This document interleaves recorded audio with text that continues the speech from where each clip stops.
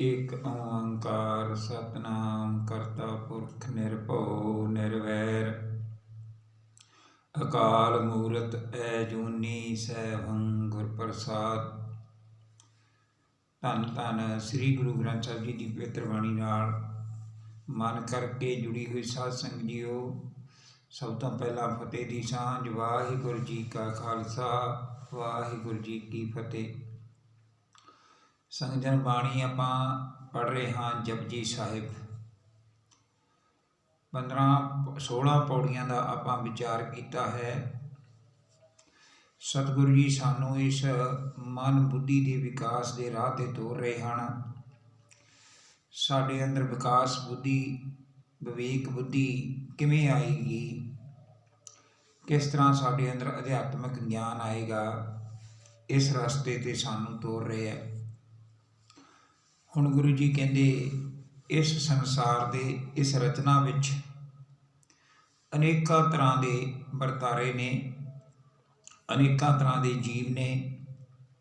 ਕੋਈ ਚੰਗੇ ਹੈ, ਕੋਈ ਗਲਤ ਰਾਹ ਪਏ ਹੋਏ ਹੈ, ਕੋਈ ਭਗਤੀਆਂ ਬਹੁਤ ਤਰ੍ਹਾਂ ਦੀਆਂ ਨੇ। ਇਹ ਸਾਰਾ ਬੇਅੰਤ ਸਮਾਨ ਦੇਖ ਕੇ ਗੁਰੂ ਜੀ ਆਪਾਂ ਨੂੰ ਸਮਝਾਉਣਾ ਸ਼ੁਰੂ ਕਰਦੇ ਆ। ਉਹ ਆਪਾਂ ਪੜ੍ਹਨ ਦੀ ਕੋਸ਼ਿਸ਼ ਕਰਦੇ ਹਾਂ। ਅਸੰਖ ਜਪ ਅਸੰਖ ਭਾਉ। ਅਕਾਲ ਪੁਰਖ ਦੀ ਇਸ ਰਚਨਾ ਵਿੱਚ ਅਣਗਿਣਤ ਜੀਵ ਪਰਮਾਤਮਾ ਨੂੰ ਜਪ ਰਹੇ ਹੈ ਤੇ ਹੋਰਨਾਂ ਨਾਲ ਪਿਆਰ ਨਾਲ ਬੋਲ ਰਹੇ ਹੈ, ਪਿਆਰ ਨਾਲ ਰਹਿ ਰਹੇ ਹੈ। ਅਸੰਖ ਪੂਜਾ ਅਸੰਖ ਤਪ ਤਾਉ। ਕਈ ਤਰ੍ਹਾਂ ਦੇ ਜੀਵ, ਅਣਗਿਣਤ ਜੀਵ ਪੂਜਾ ਕਰ ਰਹੇ ਹੈ ਤੇ ਅਨੇਕ ਹੀ ਜੀਵ ਤਪ ਸਾਧ ਰਿਹਾ ਹੈ। ਅਸੰਖ ਗ੍ਰੰਥ ਮੁਖ ਵੇਦ ਪਾਠ। ਬੇਅੰਤ ਜੀਵ ਧਾਰਮਿਕ ਪੁਸਤਕਾਂ ਦੇ ਪਾਠ ਜਵਾਨੀ ਯਾਦ ਕਰੀ ਬੈਠੇ ਹੈ। ਅਸੰਖ ਯੋਗ ਮਨ ਰਹੇ ਉਦਾਸ।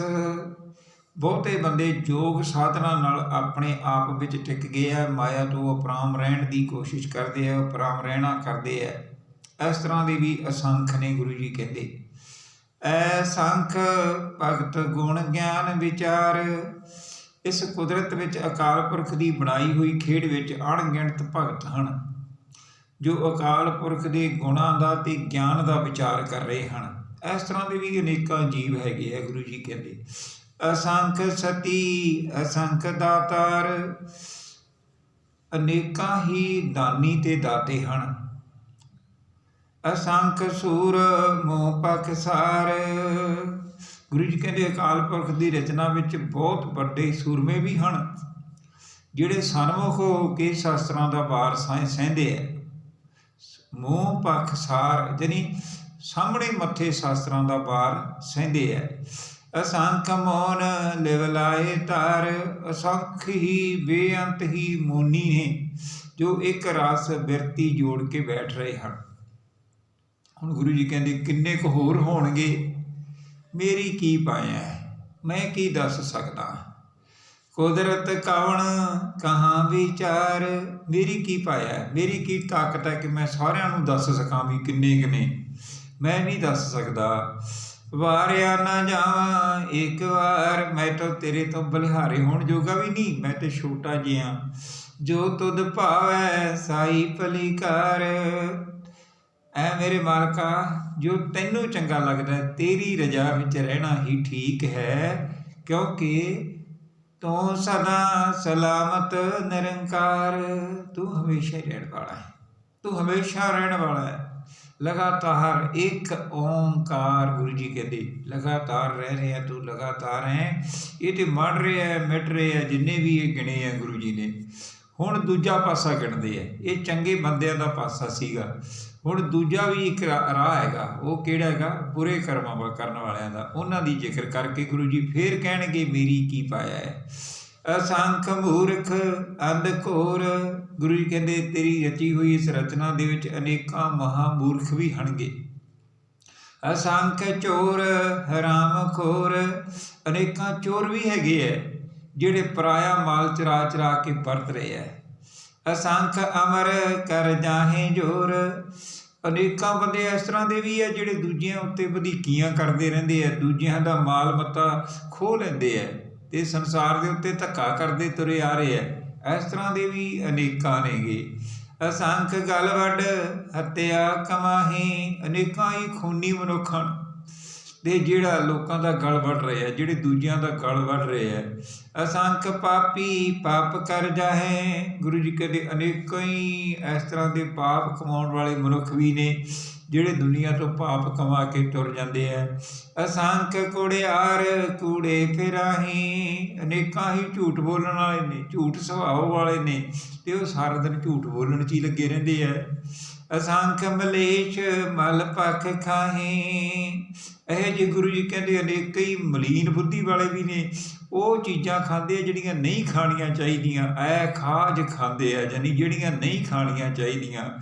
ਅਸੰਖ ਨਿੰਦਕ ਸਿਰ ਕਰਹਿ ਭਾਰ, ਤੇਰੀ ਇਸ ਕੁਦਰਤ ਵਿੱਚ ਨਿੰਦਕਾਂ ਦਾ ਵੀ ਤੋੜਾ ਨਹੀਂ, ਉਹ ਵੀ ਅਨੇਕ ਹੀ ਨੇ, ਉਹ ਵੀ ਆਪਣੇ ਸਿਰ ਭਾਰ ਲਈ ਜਾ ਰਹੇ ਆ ਲੋਕਾਂ ਦੀ ਨਿੰਦਾ ਕਰ ਕਰਕੇ। ਨਾਨਕ ਨੀਚ ਕਹਿ ਵਿਚਾਰ, ਪਹਿਲਾਂ ਗੁਰੂ ਜੀ ਕੀ ਲਿਖਦੇ ਆ ਪੰਕਤੀ, ਕੁਦਰਤ ਕਵਣ ਕਹਾਂ ਵਿਚਾਰ, ਮੇਰੀ ਕੀ ਪਾਇਆ ਕਿ ਮੈਂ ਕੁਝ ਕਹਿ ਸਕਾਂ। ਹੁਣ ਗੁਰੂ ਜੀ ਕਹਿੰਦੇ ਨਾਨਕ ਨਵਾਣਾ, ਗੱਲ ਸੇਵੀ ਹੈ। ਨਾਨਕ ਨੀਚ ਕਹਿ ਵਿਚਾਰ, ਨਾਨਕ ਨਵਾਣਾ ਤੇਰਾ ਕੀ ਵਿਚਾਰ ਸਕਦਾ ਕਿ ਕਿੰਨੇ ਕੁ ਇਸ ਤਰ੍ਹਾਂ ਦੇ ਹੋਰ ਠੱਗ ਠੱਗੀਆਂ ਵਾਲੇ ਹੋਰ ਗਲ ਵੱਢ ਕਿੰਨੇ ਕੁ ਇਹੋ ਜਿਹੇ ਹੋਰ ਹੋਣਗੇ, ਮੇਰੀ ਕੀ ਤਾਕਤ ਹੈ, ਮੈਂ ਤੇ ਛੋਟਾ ਜਿਹਾ ਵਾਰਿਆ ਨਾ ਜਾਵਾਂ ਇੱਕ ਵਾਰ, ਮੈਂ ਤੇ ਤੇਰੇ ਤੋਂ ਕੁਰਬਾਨ ਹੋਣ ਜੋਗਾ ਵੀ ਨਹੀਂ।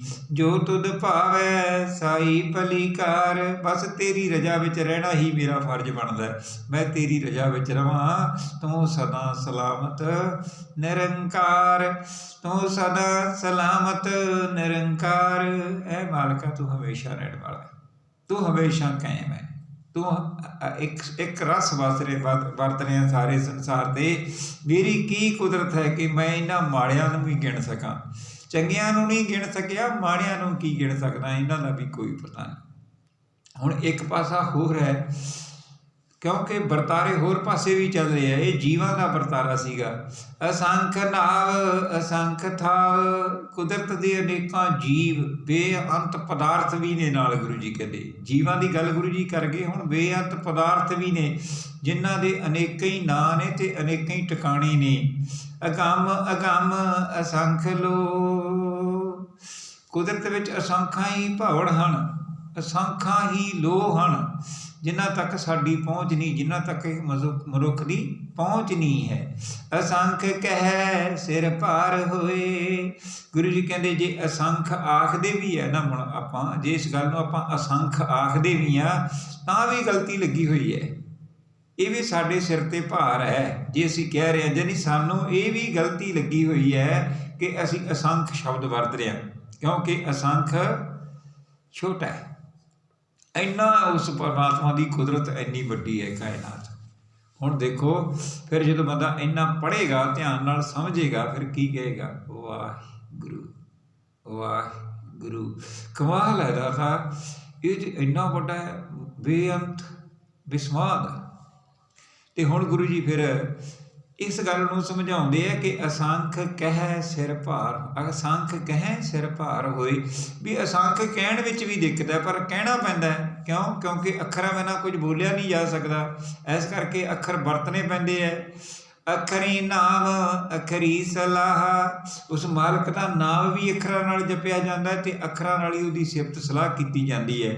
ਅੱਖਰੀ ਗਿਆਨ ਗੀਤ ਗੁਣ ਗਾਹਾ, ਉਹਦੇ ਗੁਣ ਕਾਹਦੇ ਨਾਲ ਗਾਏ ਜਾਂਦੇ ਆ, ਉਹ ਵੀ ਅੱਖਰਾਂ ਨਾਲ ਗਾਏ ਜਾਂਦੇ ਆ, ਕਿਉਂਕਿ ਬੋਲ ਕੇ ਗਾਏ ਜਾਂਦੇ ਆ, ਬੋਲਣ ਵਿੱਚ ਫਿਰ ਅੱਖਰਾਂ ਦੀ ਲੋੜ ਹੈ ਅਤੇ ਗੁਣਾਂ ਤੋਂ ਵਾਕਫ ਵੀ ਅੱਖਰਾਂ ਨਾਲ ਹੋਈਦਾ। ਅੱਖਰੀ ਲਿਖਣ ਬੋਲਣ ਬਾਣ, ਬੋਲੀ ਦਾ ਲਿਖਣਾ ਅਤੇ ਬੋਲਣਾ ਵੀ ਅੱਖਰਾਂ ਦੇ ਰਾਹੀਂ ਹੀ ਦੱਸਿਆ ਜਾ ਸਕਦਾ ਹੈ। ਇਹ ਇੱਕ ਗਹਿਰੀ ਗੱਲ ਹੈ ਕਿ ਬਾਣੀ ਨੂੰ ਪੜ੍ਹਨਾ ਅਤੇ ਬਾਣੀ ਨੂੰ ਸਮਝਣਾ ਕਿਉਂ ਜ਼ਰੂਰੀ ਹੈ, ਕਿਉਂਕਿ ਇਹ ਅੱਖਰਾਂ ਰਾਹੀਂ ਇਹ ਗਿਆਨ ਆਉਂਦਾ ਅਤੇ ਅੱਖਰਾਂ ਵਿੱਚ ਕਰਕੇ ਹੀ, ਅੱਖਰਾਂ ਨਾਲ ਹੀ ਇਹ ਲਿਖੀ ਜਾ ਸਕਦੀ ਹੈ। ਸੋ ਇਸ ਕਰਕੇ ਗੁਰੂ ਜੀ ਕਹਿੰਦੇ ਮੈਂ ਅਸੰਖ ਸ਼ਬਦ ਵਰਤੇ ਇਹਦੇ ਵਾਸਤੇ। ਅੱਖਰਾਂ ਸਿਰ ਸੰਜੋਗ ਵਖਾਣ, ਇਹਨਾਂ ਅੱਖਰਾਂ ਦੇ ਨਾਲ ਹੀ ਭਾਗਾਂ ਦਾ ਲੇਖ ਹੁੰਦਾ, ਸੰਯੋਗ ਵਿਯੋਗ ਦਾ ਲੇਖ ਹੁੰਦਾ। ਜਿਨੇ ਲਿਖੇ ਤਿਸ ਸਿਰ ਨਾਹੀਂ। ਪਰ ਗੁਰੂ ਜੀ ਕਹਿੰਦੇ ਉਂਝ ਅਕਾਲ ਪੁਰਖ ਜਿਹੜਾ ਜੀਵਾਂ ਦਾ ਉੱਤੇ ਹੁਕਮ ਚਲਾ ਰਿਹਾ ਹੈ, ਉਹਦੇ ਉੱਤੇ ਹੁਕਮ ਨਹੀਂ ਚੱਲਦਾ। ਜਿਨ ਇਹ ਲਿਖੇ ਤਿਸ ਸਿਰ ਨਾਹੀਂ। ਮਾਲਕ ਦਾ ਹੁਕਮ ਸਾਡੇ ਉੱਤੇ ਚੱਲਦਾ, ਸਾਡਾ ਹੁਕਮ ਨਹੀਂ ਮਾਲਕ 'ਤੇ ਚੱਲਦਾ। ਬਸ ਹੁਣ ਇੱਥੇ ਫੜੇ ਗਏ ਨਾ ਉਹ ਜਿਹੜੇ ਕਹਿੰਦੇ ਹੈ ਕਿ ਰੱਬ ਤੁਹਾਡਾ ਭਲਾ ਕਰੇਗਾ, ਕਿ ਇਹ ਤੇਰੇ ਵੱਸ ਵਿੱਚ ਨਹੀਂ ਹੈ। ਜਿਵ ਫਰਮਾਏ ਤਿਵ ਤਿਵ ਪਾਹੇ। ਜਿਸ ਤਰ੍ਹਾਂ ਉਸ ਅਕਾਲ ਪੁਰਖ ਨੂੰ ਚੰਗਾ ਲੱਗਦਾ ਉਹਦਾ ਹੁਕਮ ਹੈ, ਉਸ ਤਰ੍ਹਾਂ ਹੀ ਜੀਵ ਸੰਯੋਗ ਭੋਗਦੇ ਹਨ, ਉਸ ਤਰ੍ਹਾਂ ਦੀ ਉਹ ਜੀਵਨ ਜਿਉਂਦੇ ਹਨ। ਜੇਤਾ ਕੀਤਾ ਤੇਤਾ ਨਾਉ। ਜੇਤਾ ਕੀਤਾ ਤੇਤਾ ਨਾਉ। ਇਸ ਸੰਸਾਰ ਵਿੱਚ ਸਾਰਾ ਸੰਸਾਰ ਅਕਾਲ ਪੁਰਖ ਨੇ ਬਣਾਇਆ ਅਤੇ ਉਹਦਾ ਹੀ ਸਰੂਪ ਹੈ। ਗੁਰੂ ਜੀ ਕਹਿੰਦੇ ਉਹਦਾ ਹੀ ਸਰੂਪ ਹੈ। ਆਪਾਂ ਜਦੋਂ ਆਨੰਦ ਸਾਹਿਬ ਪੜ੍ਹਦੇ ਹਾਂ ਨਾ, ਉੱਥੇ ਪੜ੍ਹਦੇ ਹਾਂ, ਇਹ ਵਿਸ ਸੰਸਾਰ ਤੁਮ ਜੋ ਦੇਖਦੇ ਹਰ ਕਾ ਰੂਪ ਹੈ, ਹਰ ਰੂਪ ਨਦਰੀ ਆਇਆ। ਅਤੇ ਆਪਾਂ ਹੋਰ ਸਮਝਦੇ ਇਹ ਸਾਰਾ ਜਿਹੜਾ ਜੇਤਾ ਕੀਤਾ ਤੇਤਾ ਨਾਉ, ਜਿੰਨਾ ਕੁਝ ਵੀ ਬਣਿਆ ਹੋਇਆ ਹੈ ਇਹ ਮਾਲਕ ਆਪ ਹੀ ਹੈ, ਇਹ ਮਾਲਕ ਦੀ ਹੋਂਦ ਹੀ ਹੈ। ਬਿਨ ਨਾਵੈ ਨਾਹੀ ਕੋ ਥਾਉ।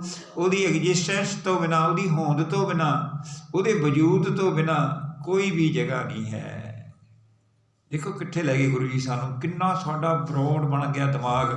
ਕਿੱਥੇ ਅਸੀਂ ਖੜ੍ਹੇ ਸੀ ਕਿ ਸਰੀਰ ਮੈਂ ਹਾਂ, ਕਿਤੇ ਹੁਣ ਪਤਾ ਲੱਗਿਆ ਉਹ ਅਕਾਲ ਪੁਰਖ ਵਾਹਿਗੁਰੂ ਦਾ ਤਾਂ ਬੜਾ ਸਾਰਾ ਸਿਸਟਮ ਹੀ ਉਸਦਾ ਹੈ, ਵਰਤਾਰਾ ਵੀ ਉਸਦਾ ਹੈ, ਆਕਾਰ ਵੀ ਉਸਦਾ ਹੈ। ਉਹ ਆਪ ਹੀ ਇਸ ਵਰਤਾਰੇ ਵਿੱਚ ਵਰਤ ਰਿਹਾ ਹੈ। ਕੁਦਰਤ ਕਵਣ ਕਹਾਂ ਵਿਚਾਰ। ਮੇਰੀ ਕੀ ਪਾਇਆ, ਮੇਰੀ ਕੀ ਸਮਰੱਥਾ ਮਾਲਕਾ, ਮੈਂ ਵਿਚਾਰ ਕਰ ਸਕਾਂ। ਵਾਰਿਆ ਨਾ ਜਾਵਾਂ ਇੱਕ ਵਾਰ, ਮੈਂ ਤੋਂ ਤੇਰੇ ਤੋਂ ਬਲਿਹਾਰੇ ਹੋਣ ਜੋਗਾ ਵੀ ਨਹੀਂ। ਜੋ ਤੁਧ ਭਾਵੈ ਸਾਈ ਭਲੀ ਕਾਰ। ਤੇਰੇ ਹੁਕਮ ਵਿੱਚ ਤੁਰਨਾ ਹੀ, ਤੇਰੀ ਰਜਾ ਵਿੱਚ ਰਹਿਣਾ ਹੀ ਮੇਰਾ ਫਰਜ਼ ਬਣਦਾ ਹੈ। ਤੂੰ ਸਦਾ ਸਲਾਮਤ ਨਿਰੰਕਾਰ, ਕਿਉਂਕਿ ਤੂੰ ਹਮੇਸ਼ਾ ਰਹਿਣ ਵਾਲਾ ਹੈ। ਹੇ ਨਿਰੰਕਾਰ, ਤੂੰ ਹਮੇਸ਼ਾ ਰਹਿਣ ਵਾਲਾ ਹੈ, ਹਮੇਸ਼ਾ ਰਹਿਣ ਵਾਲਾ ਹੈ। ਹੁਣ ਗੁਰੂ ਜੀ ਸਾਨੂੰ ਇੰਨੀ ਬਰੋਡ ਸੋਚ ਸਾਡੀ ਕਰਕੇ ਉਦਾਹਰਨ ਦੇ ਕੇ ਸਮਝਾਉਂਦੇ ਨੇ ਕਿ ਬਾਹਰੀ ਇਸ਼ਨਾਨ ਨਾਲ ਕੀ ਕੀਤਾ ਜਾ ਸਕਦਾ, ਅੰਤਰੀਵ ਗਿਆਨ ਨਾਲ ਕੀ ਹੋ ਸਕਦਾ ਹੈ। ਇਸ ਕਰਕੇ ਅਸੀਂ ਅੰਤਰੀਵ ਗਿਆਨ ਲੈਣਾ ਹੈ। ਬਾਹਰੀ ਧੋਤਿਆਂ ਇਹ ਪਵਿੱਤਰ ਨਹੀਂ ਹੋਣਾ, ਅੰਤਰੀਵ ਮਨ ਨਿਰਮਲ ਕਰਨਾ ਹੈ। ਜੀਵਨ ਜਾਂਚ ਸਿੱਖਣੀ ਹੈ, ਆਪਣੇ ਮਨ ਨੂੰ ਨਿਰਮਲ ਕਰਕੇ ਜੀਵਨ ਨੂੰ ਜਿਉਣਾ ਹੈ। 20ਵੀਂ ਪੌੜੀ ਹੈ, ਆਪਾਂ ਇਸ ਨੂੰ ਪੜ੍ਹਨ ਦੀ ਕੋਸ਼ਿਸ਼ ਕਰਦੇ ਹਾਂ। ਭਰੀ ਹੈ ਹੱਥ ਪੈਰ ਤਨ ਦੇਹ। ਇਹ ਸਾਰੇ ਸ਼ਬਦ ਇੱਕ ਵਚਨ ਨੇ। ਹੱਥ ਪੈਰ ਤਨ ਅਤੇ ਦੇਹ, ਸਰੀਰ, ਇਹ ਸਾਰੇ ਜੇ ਕਿਤੇ ਮਿੱਟੀ ਨਾਲ ਲਿਬੜ ਜਾਣ, ਯਾਨੀ ਇਹਨਾਂ ਉੱਤੇ ਧੂੜ ਜੰਮ ਜਾਏ, ਇਹ ਸਰੀਰ ਪੈਰ ਹੱਥ ਦੇਹ ਇਹ ਜੇ ਕਿਤੇ ਮਿੱਟੀ ਨਾਲ ਲਿਬੜ ਜਾਏ, ਪਾਣੀ ਧੋਤੈ ਉਤਰ ਸਖੇ, ਅਤੇ ਫਿਰ ਪਾਣੀ ਨਾਲ ਨਹਾਤਿਆਂ ਇਹਦੀ ਮੈਲ ਉਤਰ ਜਾਂਦੀ ਹੈ। ਯਾਨੀ ਨਹਾਉਣਾ ਹਾਈਜੀਨਿਕ ਸਰੀਰ ਨੂੰ ਸਾਫ਼ ਰੱਖਣ ਵਾਸਤੇ ਜ਼ਰੂਰੀ ਹੈ। ਨਹਾਉਣਾ ਸਰੀਰ ਨੂੰ ਸਾਫ਼ ਰੱਖਣ ਵਾਸਤੇ ਜ਼ਰੂਰੀ ਹੈ। ਇਹਦਾ ਅਧਿਆਤਮਿਕ ਮਹੱਤਵ ਨਹੀਂ ਹੈਗਾ। ਕਿਵੇਂ ਨਹੀਂ ਹੈਗਾ, ਅੱਗੇ ਗੁਰੂ ਜੀ ਸਮਝਾਉਣਗੇ। ਮੂਤ ਪਲੀਤੀ ਕੱਪੜ ਹੋਏ। ਜੇ ਕਿਤੇ ਕੋਈ ਕੱਪੜਾ ਕਿਸੇ ਵਜ੍ਹਾ ਕਰਕੇ ਗੰਦਾ ਹੋ ਜਾਏ, ਦੇ ਸਾਬੁਣ ਲਈਏ ਉਹ ਧੋਏ। ਉਹ ਸਾਬਣ ਨਾਲ ਅਤੇ ਪਾਣੀ ਨਾਲ ਧੋ ਲਈਦਾ ਹੈ। ਦੇਖੋ ਅਸੀਂ ਇਹ ਪ੍ਰਕਿਰਿਆਵਾਂ ਕਰਦੇ ਹਾਂ ਨਾ, ਗੁਰੂ ਜੀ ਇੱਥੋਂ ਹੀ ਸਾਨੂੰ ਗਿਆਨ ਦੇਣਾ ਸ਼ੁਰੂ ਕਰਦੇ ਆ। ਆਪਾਂ ਗਿਆਨ ਲੈਣਾ ਨਾ। ਹੁਣ ਗੁਰੂ ਜੀ ਕਹਿੰਦੇ ਇਹ ਤਾਂ ਬਾਹਰੀ ਸਫਾਈਆਂ ਨੇ। ਜੇ ਸਰੀਰ ਨੂੰ ਮਿੱਟੀ ਲੱਗ ਗਈ ਤਾਂ ਪਾਣੀ ਨਾਲ ਧੋਤਿਆਂ ਉਤਰ ਜਾਂਦੀ ਹੈ, ਅਤੇ ਜੇ ਕੱਪੜਾ ਮੈਲਾ ਹੋ ਜਾਏ, ਕੱਪੜਾ ਗੰਦਾ ਹੋ ਜਾਏ ਅਤੇ ਸਾਬਣ ਪਾਣੀ ਨਾਲ ਧੋ ਲਈਦਾ। ਪਰ ਜੇ ਮਨ ਮੈਲਾ ਹੋ ਜਾਏ, ਇੱਥੇ ਸਵਾਲ ਪੈਦਾ ਹੋ ਗਿਆ, ਗੁਰੂ ਜੀ ਜੇ ਮਨ ਮੈਲਾ ਹੋ ਜਾਏ ਫਿਰ ਇਹ ਇਸ਼ਨਾਨ ਕਰਿਆ ਤਾਂ ਨਹੀਂ ਧੋਤਾ ਜਾਣਾ, ਨਾ ਇਹ ਸਾਬਣਾਂ ਨਾਲ ਧੋਤਾ ਜਾਣਾ ਹੈ। ਗੁਰੂ ਜੀ ਫਿਰ ਇਸ ਗੱਲ ਨੂੰ ਸਮਝਾਉਂਦੇ ਹੈ। ਭਰੀਏ ਮਤ ਪਾਪਾਂ ਕੈ ਸੰਗ। ਜੇ ਕਿਤੇ ਮਾੜੇ ਵਿਚਾਰਾਂ ਨਾਲ ਭਰ ਜਾਏ, ਪਾਪਾਂ ਨਾਲ ਭਰ ਜਾਏ, ਬੁੱਧੀ ਮਲੀਨ ਹੋ ਜਾਏ ਪਾਪਾਂ 'ਚ ਜੁੜ ਕੇ, ਉਹ ਧੋਪੈ ਨਾਵੈ ਕੈ ਰੰਗ, ਉਹ ਅਕਾਲ ਪੁਰਖ ਦੇ ਨਾਮ ਵਿੱਚ ਪਿਆਰ ਕਰਨ ਨਾਲ ਧੋਤੀ ਜਾ ਸਕਦੀ ਹੈ। ਇਸ ਬੁੱਧੀ ਨੂੰ ਮਲੀਨ ਬੁੱਧੀ ਨੂੰ ਠੀਕ ਕਿਵੇਂ ਕੀਤਾ ਜਾ ਸਕਦਾ? ਅਕਾਲ ਪੁਰਖ ਵਾਹਿਗੁਰੂ ਨਾਲ ਪਿਆਰ ਪਾਇਆ ਜਾਵੇ। ਦੇਖੋ ਇਹ ਹੁਣ ਸਾਨੂੰ ਇੱਕ ਫਾਰਮੂਲਾ ਦੱਸਿਆ ਨਾ ਗੁਰੂ ਜੀ ਨੇ, ਕਿੰਨਾ ਵਧੀਆ ਹੈਗਾ। ਗੁਰੂ ਜੀ ਕਹਿੰਦੇ ਹੁਣ ਇਹ ਨਹੀਂ ਗੱਲ ਵੀ ਤੂੰ ਕੁਝ ਕਰ ਰਿਹਾ ਚੰਗਾ ਮਾੜਾ, ਵੀ ਉਹਦਾ ਕੋਈ ਕੁਛ ਹੋ ਨਹੀਂ ਰਿਹਾ, ਉਹ ਹੋ ਰਿਹਾ, ਉਹ ਤੇਰੇ ਸੰਸਕਾਰਾਂ ਵਿੱਚ ਲਿਖਿਆ ਜਾ ਰਿਹਾ। ਹੁਣ ਜਿਹੜੇ ਚੰਗੇ ਕੰਮ ਕਰਦੇ ਆ ਉਹ ਚੰਗੇ ਕੰਮ ਹੀ ਕਰਦੇ ਤੁਰੇ ਜਾਂਦੇ ਆ, ਚੰਗੇ ਕੰਮ ਹੀ ਤੁਰੇ ਕਰਦੇ ਜਾਂਦੇ ਆ, ਅਤੇ ਜਿਹੜੇ ਮਾੜੇ ਕਰਮ ਕਰਦੇ ਆ ਉਹ ਮਾੜੇ ਕਰਮ ਹੀ ਕਰਦੇ ਤੁਰੇ ਜਾਂਦੇ ਆ, ਕਿਉਂਕਿ ਉਹਨਾਂ ਦੇ ਸੰਸਕਾਰਾਂ ਵਿੱਚ ਲਿਖੇ ਜਾਂਦੇ ਆ, ਉਹਨਾਂ ਦੇ ਜੀਵਨ ਵਿੱਚ ਪੱਕੇ ਹੁੰਦੇ ਜਾਂਦੇ ਆ। ਪੁੰਨੀ ਪਾਪੀ ਆਖਣ ਨਾਹੀਂ, ਗੁਰੂ ਜੀ ਕਹਿੰਦੇ ਪੁੰਨ ਅਤੇ ਪਾਪ ਦੀ ਗੱਲ ਕੇਵਲ ਆਖਣ ਨੂੰ ਨਹੀਂ ਹੈ, ਆਖਣ ਵਾਸਤੇ ਨਹੀਂ ਹੈ। ਕਰ ਕਰ ਕਰਨਾ ਲਿਖ ਲੈ ਜਾਹ, ਜਿਵੇਂ ਜਿਵੇਂ ਤੂੰ ਕਰਮ ਕਰ ਰਿਹਾ ਉਹ ਤੇਰੇ ਮਨ 'ਤੇ ਉਕਰੇ ਜਾ ਰਿਹਾ। ਹੁਣ ਜੇ ਚੰਗੇ ਕਰਮ ਕਰੇਗਾ ਤਾਂ ਚੰਗਾ ਮਨ ਹੋਏਗਾ, ਮਾੜੇ ਕਰਮ ਕਰੇਗਾ ਤਾਂ ਮਨ ਮਾੜਾ ਹੋਏਗਾ। ਉਹੇ ਜਿਹੇ ਜਿਹੜੇ ਤੂੰ ਹੈ ਆਪਣੇ ਵਿਚਾਰ ਵੀ ਅੰਦਰ ਪਰੋ ਕੇ ਲੈ ਜਾਏਗਾ, ਸੰਸਕਾਰ ਬਣਾ ਲਏਗਾ। ਆਪੇ ਬੀਜ ਆਪੇ ਹੀ ਖਾਹ, ਗੁਰੂ ਜੀ ਕਹਿੰਦੇ ਜਿਹਾ ਜਿਹਾ ਤੂੰ ਬੀਜ ਰਿਹਾ ਅਤੇ ਖਾਣਾ ਵੀ ਤੈਨੂੰ ਫਲ ਇਹੋ ਜਿਹੀ ਪਏਗਾ। ਹੁਣ ਜੇ ਤੂੰ ਮਾੜੇ ਕਰਮ ਬੀਜ ਰਿਹਾ ਅਤੇ ਮਾੜੇ ਤੇਰੇ ਵਿਚਾਰ ਹੋ ਰਹੇ ਹੈ ਅਤੇ ਤੇਰਾ ਜੀਵਨ ਜਾਚ ਹੈ ਜਿਹੜੀ ਉਹ ਨਿਵਾਣਾ ਵੱਲ ਜਾ ਰਹੀ ਹੈ, ਅਤੇ ਜੇ ਤੂੰ ਉੱਚੇ ਸੁੱਚੇ ਕਰਮ ਕਰੇ ਅਤੇ ਤੂੰ ਉੱਚਾ ਸੁੱਚਾ ਹੋ ਜਾਏਗਾ। ਹੁਣ ਤੁਹਾਨੂੰ ਸਮਝ ਵਿੱਚ ਪਏਗੀ ਇਹ ਗੱਲ। ਜੋ ਚੰਗੇ ਕੰਮ ਕਰ ਰਹੇ ਆ ਸੰਸਾਰ 'ਤੇ ਉਹਨਾਂ ਨੂੰ ਬੜੀਆਂ ਦਿੱਕਤਾਂ ਆ ਰਹੀਆਂ ਨੇ, ਪਰ ਉਹ ਫਿਰ ਵੀ ਕਰ ਰਹੇ ਆ, ਅਤੇ ਪਰ ਜਿਹੜੇ ਮਾੜੇ ਕਰਮ 'ਤੇ ਲੱਗੇ ਹੋਏ ਆ ਉਹਨਾਂ ਨੂੰ ਬਹੁਤ ਸਜ਼ਾਵਾਂ ਮਿਲਦੀਆਂ ਨੇ, ਪਰ ਉਹ ਫਿਰ ਵੀ ਕਰੀ ਜਾ ਰਿਹਾ, ਕਿਉਂਕਿ ਆਪੇ ਬੀਜ ਆਪੇ ਹੀ ਖਾ, ਉਹ ਆਪਣੇ ਆਪ ਹੀ ਆਪਣਾ ਬੀਜਿਆ ਹੋਇਆ ਖਾ ਰਿਹਾ, ਜਾਨੀ ਉਹਨਾਂ ਦੇ ਸੰਸਕਾਰ ਪੱਕੇ ਹੋ ਗਏ ਨੇ। ਨਾਨਕ ਹੁਕਮੀ ਆਓ ਜਾਓ, ਗੁਰੂ ਜੀ ਕਹਿੰਦੇ ਅਕਾਲ ਪੁਰਖ ਦੇ ਹੁਕਮ ਵਿੱਚ ਇਹ ਗੇੜ ਬਣਿਆ ਰਹਿੰਦਾ ਜਨਮ ਮਰਨ ਦਾ। ਉਹਦੇ ਹੁਕਮ ਵਿੱਚ ਹੈ ਇਹ ਗੱਲ ਵੀ ਕਿ ਜਿਵੇਂ ਜਿਵੇਂ ਤੂੰ ਕਰਮ ਕਰੇਗਾ ਉਹ ਜਿਹਾ ਤੈਨੂੰ ਉਸ ਦਾ ਰਿਜ਼ਲਟ ਮਿਲਦਾ ਰਹੇਗਾ, ਉਸ ਦਾ ਤੈਨੂੰ ਫਲ ਮਿਲਦਾ ਰਹੇਗਾ। ਇਸ ਕਰਕੇ ਚੰਗੇ ਕਰਮ ਕਰੀਏ, ਚੰਗੀਆਂ ਆਦਤਾਂ ਬਣਾਈਏ। ਹੁਣ ਹੋਰ ਗੁਰੂ ਜੀ ਅੱਗੇ ਥੋੜ੍ਹਾ ਜਿਹਾ ਕਲੀਅਰ ਕਰਦੇ ਇਹਨਾਂ ਗੱਲਾਂ ਨੂੰ, ਕਿਉਂਕਿ ਤੀਰਥਾਂ ਦਾ ਬੜਾ ਮਹੱਤਮ ਦੱਸਿਆ ਜਾਂਦਾ ਸੀ ਉਦੋਂ। ਗੁਰੂ ਜੀ ਕਹਿੰਦੇ ਦਾਨ ਦਾ ਬੜਾ ਮਹੱਤਮ ਦੱਸਿਆ ਜਾਂਦਾ ਸੀ, ਪਰ ਗੁਰੂ ਜੀ ਕਹਿੰਦੇ ਨਹੀਂ, ਪਰਮਾਤਮਾ ਨਾਲ ਜੁੜਨ ਦਾ ਸਾਧਨ ਇਸ ਤੋਂ ਲਹਿਦਾ ਹੈ, ਵੱਖਰਾ ਰਾਹ ਇੱਕ। ਕਿਵੇਂ ਹੈ ਆਓ ਆਪਾਂ ਪੜ੍ਹੀਏ ਅਤੇ ਸਮਝੀਏ। 21ਵੀਂ ਪੌੜੀ ਹੈ। ਤੀਰਥ ਤਪ ਦਇਆ ਦਤ ਦਾਨ, ਜੇ ਕੋਈ ਤੀਰਥਾਂ 'ਤੇ ਯਾਤਰਾ ਕਰੇ, ਤਪਾਂ ਦਾ ਸਾਧਨਾ ਕਰੇ, ਦੂਜਿਆਂ ਉੱਤੇ ਦਇਆ ਕਰੇ, ਅਨੇਕਾਂ ਦਾਨ ਦੇਵੇ।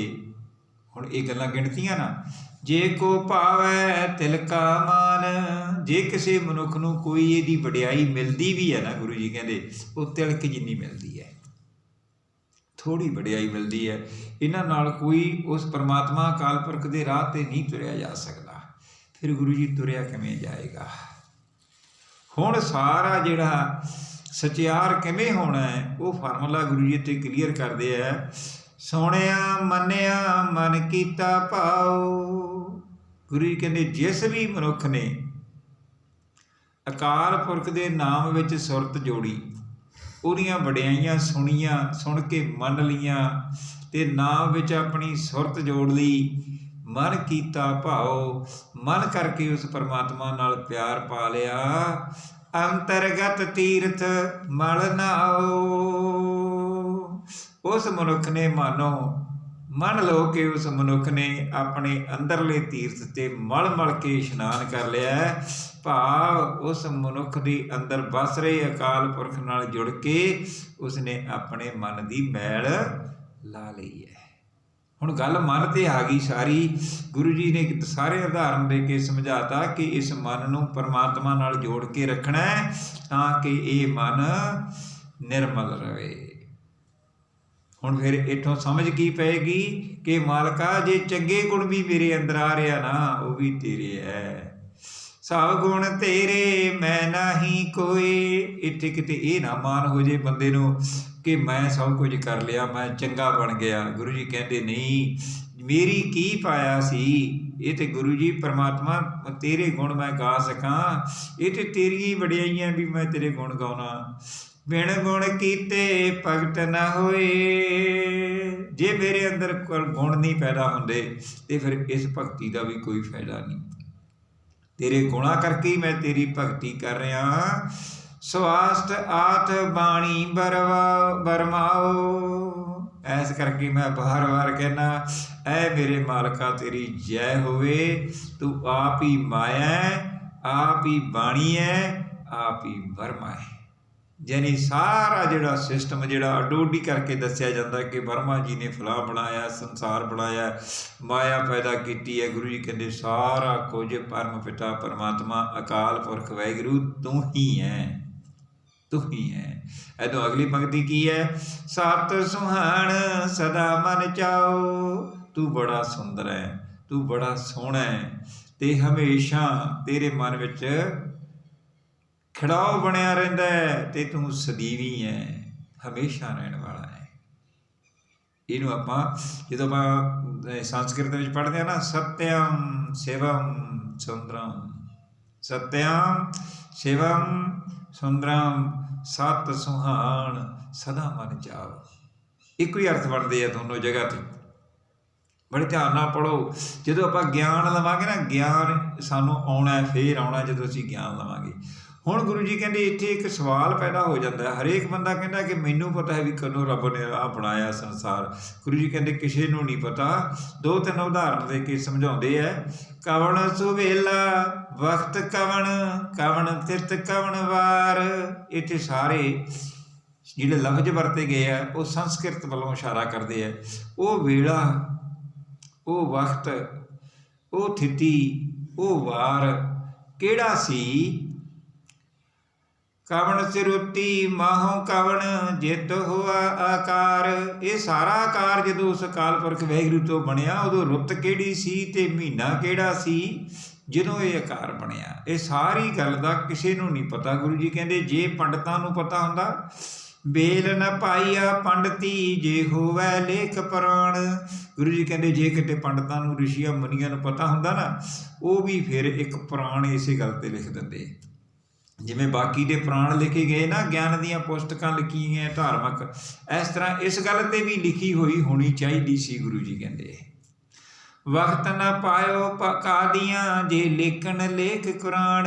ਜੇ ਗੁਰੂ ਜੀ ਕਹਿੰਦੇ ਇਸ ਗੱਲ ਨੂੰ ਕਾਜ਼ੀਆਂ ਨੂੰ ਪਤਾ ਹੁੰਦਾ, ਮੁੱਲਾਂ ਨੂੰ ਪਤਾ ਹੁੰਦਾ, ਤੇ ਉਹ ਵੀ ਜ਼ਰੂਰ ਜਿਵੇਂ ਉਹਨਾਂ ਨੇ ਲਿਖੀ ਹੈ, ਕੁਰਾਨ ਲਿਖੀ ਹੈ, ਉਸ ਤਰ੍ਹਾਂ ਉਹ ਵੀ ਲਿਖ ਦਿੰਦੇ, ਉਹ ਵੀ ਲਿਖ ਕੇ ਦੇ ਦਿੰਦੇ ਕਿ ਕਦੋਂ ਪੈਦਾ ਹੋਇਆ। ਥਿਤ ਵਾਰ ਨਾ ਜੋਗੀ ਜਾਣੈ ਰੁੱਤ ਮਾਹ ਨਾ ਕੋਈ। ਗੁਰੂ ਜੀ ਕਹਿੰਦੇ ਇਹ ਥਿਤੀ, ਇਹ ਵਾਰ, ਜਦੋਂ ਇਹ ਸੰਸਾਰ ਪੈਦਾ ਹੋਇਆ, ਇਹ ਇਸ ਬਾਰੇ ਜੋਗੀ ਵੀ ਕੁਝ ਨਹੀਂ ਜਾਣਦੇ। ਫਿਰ ਗੁਰੂ ਜੀ ਜਾਣਦਾ ਕੌਣ? ਇਹ ਤਿੰਨੇ ਨਹੀਂ ਜਾਣਦੇ, ਕਿਉਂਕਿ ਉਹਨੂੰ ਤਿੰਨੇ ਧਾਰਮਿਕ ਆਗੂ ਸੀ ਨਾ, ਪੰਡਤ ਵੀਰ, ਮੁੱਲਾ ਵੀਰ ਔਰ ਜੋਗੀ ਵੀਰ। ਤਿੰਨੇ ਆਗੂ ਸੀਗੇ ਸੰਸਾਰ ਦੇ ਅਧਿਆਤਮਿਕ ਜੀਵਨ ਦੇ। ਗੁਰੂ ਜੀ ਕਹਿੰਦੇ ਇਹਨਾਂ ਨੂੰ ਤਿੰਨਾਂ ਨੂੰ ਪਤਾ ਨਹੀਂ ਹੈਗਾ। ਜੇ ਹੁੰਦਾ ਤੇ ਲਿਖਿਆ ਹੁੰਦਾ। ਜਾ ਕਰਤਾ ਸ੍ਰਿਸ਼ਟੀ ਕੋ ਸਾਜੇ ਆਪੇ ਜਾਣੇ ਸੋਈ। ਗੁਰੂ ਜੀ ਕਹਿੰਦੇ ਜਿਹੜਾ ਮਾਲਕ ਸ੍ਰਿਸ਼ਟੀ ਨੂੰ ਸਾਜ ਰਿਹਾ ਨਾ, ਉਹ ਆਪ ਹੀ ਜਾਣਦਾ ਕਿ ਕਦੋਂ ਉਸਨੇ ਆਕਾਰ ਬਣਾਇਆ ਹੈ। ਕਿਵ ਕਰੇ ਆਖਾਂ ਕਿਵ ਸਲਾਹੀ ਕਿਉਂ ਵਰਨੀ ਕਿਵ ਜਾਣਾ। ਮੈਂ ਕਿਸ ਤਰ੍ਹਾਂ ਅਕਾਲ ਪੁਰਖ ਦੀ ਵਡਿਆਈ ਦੱਸਾਂ ਤੇ ਕਿਸ ਤਰ੍ਹਾਂ ਅਕਾਲ ਪੁਰਖ ਦੀ ਸਿਫਤ ਸਲਾਹ ਕਰਾਂ ਤੇ ਕਿਸ ਤਰ੍ਹਾਂ ਅਕਾਲ ਪੁਰਖ ਦੀ ਇਸ ਗੱਲ ਦਾ ਵਰਣਨ ਕਰਾਂ ਤੇ ਸਮਝ ਕਿਵੇਂ ਸਕਦਾ ਮੈਂ? ਮੇਰੇ ਤੋਂ ਨਹੀਂ ਸਮਝਿਆ ਜਾ ਸਕਦਾ, ਮੇਰੀ ਪਾਇਆ ਨਹੀਂ। ਗੁਰੂ ਜੀ ਕਹਿੰਦੇ ਨਾਨਕ ਆਖਣ ਸਭ ਕੋ ਆਖੈ ਇੱਕ ਦੂ ਇੱਕ ਸਿਆਣਾ। ਗੁਰੂ ਜੀ ਕਹਿੰਦੇ ਹਰੇਕ ਬੰਦਾ ਕਹਿ ਰਿਹਾ ਕਿ ਮੈਨੂੰ ਪਤਾ ਹੈ, ਮੈਨੂੰ ਪਤਾ ਹੈ, ਮੈਨੂੰ ਪਤਾ ਹੈ। ਸਾਰਾ ਇੱਕ ਦੂਜੇ ਤੋਂ ਵੱਧ ਕੇ ਦੱਸ ਰਿਹਾ, ਪਰ ਪਤਾ ਕਿਸੇ ਨੂੰ ਵੀ ਨਹੀਂ ਹੈ। ਕਿਉਂ? ਕਿਉਂਕਿ ਵੱਡਾ ਸਾਹਿਬ ਵੱਡੀ ਨਾਈ ਕੀਤਾ ਜਾ ਕਾ ਹੋਵੇ। ਉਹ ਪਰਮਾਤਮਾ ਦੀ ਉਹ ਸਮਰੱਥਾ ਹੈ, ਉਹਦਾ ਨਿਆਂ, ਉਹਦਾ ਹੁਕਮ ਕਿੰਨਾ ਵੱਡਾ ਹੈ। ਉਹ ਜਿਹੜਾ ਬਣਾਦਾ ਹੈ ਉਹੀ ਜਾਣਦਾ ਹੈ। ਜਿਹੜਾ ਉਹ ਕਰ ਰਿਹਾ ਹੈ, ਜਗਤ ਵਿੱਚ ਹੋ ਰਿਹਾ, ਉਹ ਮਾਲਕ ਦੇ ਕੀਤਾ ਹੋਇਆ ਹੈ। ਨਾਨਕ ਜੇ ਕੋ ਆਪੋ ਜਾਣੇ ਅੱਗੇ ਗਿਆ ਨਾ ਸੋਹੈ। ਗੁਰੂ ਜੀ ਕਹਿੰਦੇ ਜੇ ਉਹ ਆਪਣੇ ਆਪ ਨੂੰ ਕੋਈ ਇਸ ਤਰ੍ਹਾਂ ਸਮਝਦਾ ਕਿ ਮੈਂ ਹੀ ਗਿਆਨੀ ਬਣ ਗਿਆ, ਮੈਨੂੰ ਪਤਾ ਸੰਸਾਰ ਕਦੋਂ ਬਣਿਆ, ਗੁਰੂ ਜੀ ਕਹਿੰਦੇ ਮਾਲਕ ਦੇ ਦਰ 'ਤੇ ਝੂਠਾ ਹੈ, ਝੂਠਾ ਹੈ ਉਹ। ਹੁਣ ਦੇਖੋ ਗੁਰੂ ਜੀ ਸਾਨੂੰ ਕੀ ਸਮਝਾ ਰਿਹਾ ਹੈ, ਅਸੀਂ ਸਾਡੀ ਕੀ ਪਾਇਆ, ਅਸੀਂ ਕਿੰਨੇ ਕੁ ਬਿੱਟਦੇ ਹਾਂ। ਗੁਰੂ ਜੀ ਇਸ ਗੱਲ ਨੂੰ ਸਾਨੂੰ ਸਮਝਾਉਂਦੇ ਆ। ਹੁਣ ਅਗਲੀਆਂ ਪੌੜੀਆਂ ਜਿਹੜੀਆਂ ਉਹਦੇ ਵਿੱਚ ਗੁਰੂ ਜੀ ਇੱਕ ਉਦਾਹਰਨ ਦੇ ਕੇ ਸਮਝਾਉਣਗੇ ਕਿ ਜਿਹੜਾ ਕੁਝ ਲਿਖਿਆ ਹੋਇਆ ਉਹਦੇ ਵਿੱਚ ਕਿੰਨੀ ਕੁ ਸੱਚਾਈ ਹੈ ਅਤੇ ਅਸਲ ਗੱਲ ਕੀ ਹੈ। ਇਹ ਗੱਲ ਆਪਾਂ ਅਗਲੇ ਦਿਨ ਅਗਲੇ ਸਮੇਂ ਵਿੱਚ ਵਿਚਾਰਾਂਗੇ। ਅਨੇਕਾਂ ਤਰ੍ਹਾਂ ਦੇ ਗੁਰੂ ਜੀ ਸਾਨੂੰ ਗਿਆਨ ਬਖਸ਼ਿਸ਼ ਕਰਦੇ ਜਾਂਦੇ ਹੈ। ਸਾਡਾ ਇਹ ਮਨ ਮਸਤਕ ਖੁੱਲ੍ਹਦਾ ਜਾਂਦਾ ਹੈ, ਵਿਵੇਕ ਬੁੱਧੀ ਅੰਦਰ ਪੈਦਾ ਹੁੰਦੀ ਜਾਂਦੀ ਹੈ। ਇਸ ਵਿਵੇਕ ਬੁੱਧੀ ਦੀ ਅਵਸਥਾ ਵੱਧਦੀ ਜਾਏਗੀ ਜਿਉਂ-ਜਿਉਂ ਅਸੀਂ ਗਿਆਨ ਲੈਂਦੇ ਜਾਵਾਂਗੇ ਜਪਜੀ ਸਾਹਿਬ ਵਿੱਚੋਂ, ਅਤੇ ਆਖਰ ਫਿਰ ਅਸੀਂ ਸੱਚਖੰਡ ਵਸੈ ਨਿਰੰਕਾਰ ਤੱਕ ਪਹੁੰਚ ਜਾਏਗੀ ਇਹ ਅਵਸਥਾ। ਆਪਾਂ ਬਾਣੀ ਨੂੰ ਜੁੜ ਕੇ ਪੜ੍ਹੀਏ, ਰੋਜ਼ ਪੜ੍ਹੀਏ, ਨਿੱਤ ਪੜ੍ਹੀਏ, ਔਰ ਜਪਜੀ ਸਾਹਿਬ ਦਾ ਪਾਠ ਆਪਾਂ ਨਿੱਤ ਧਿਆਨ ਨਾਲ ਸਮਝ ਕੇ ਕਰਦੇ ਰਹੀਏ।